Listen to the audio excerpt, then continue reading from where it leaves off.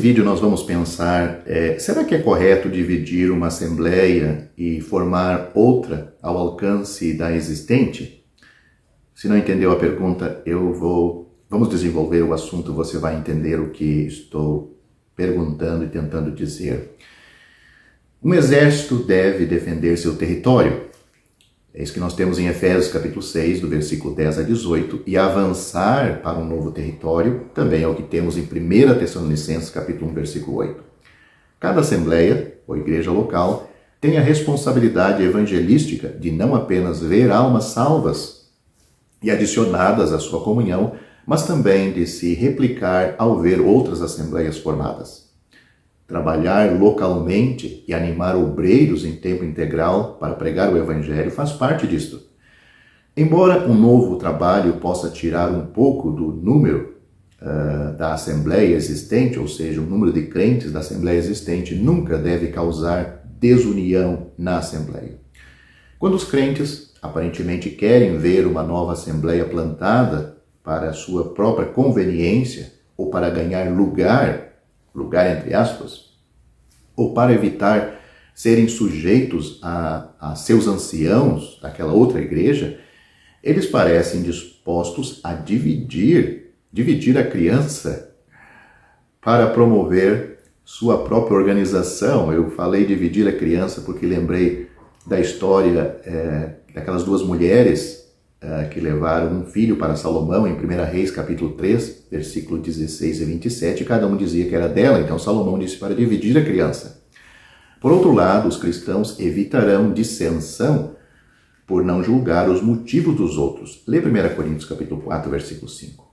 Os obreiros evitarão dissensões, lembrando-se de que quando Deus opera, ele une o seu povo. Lê Isaías capítulo 32, versículo 17. O ideal seria que toda a Assembleia se unisse em torno do evangelismo na região onde Deus plantou a Assembleia. Se Deus trabalha, será evidente. Se a mão principal força o início de uma reunião, evidentemente não é plantação de Deus, uma mão humana. Leia 1 Coríntios capítulo 3, versículo 9. Se uma reunião é uma igreja de Deus, Deus a produziu. É um testemunho onde o Senhor coloca o seu nome. Como temos Deuteronômio capítulo 12, versículo 5, ligado à nação de Israel. A autoconfiança pode promover um negócio, mas um equilíbrio entre esforços enérgicos e bíblicos e a espera em Deus fazem avançar a obra de Deus. Na melhor das hipóteses, sempre deve ter o princípio de que trabalhamos juntos com Deus, como Paulo declara em 2 Coríntios capítulo 6, versículo 1. Porque para isto trabalhamos e somos injuriados, pois esperamos no Deus vivo, que é o Salvador de todos os homens, principalmente dos fiéis.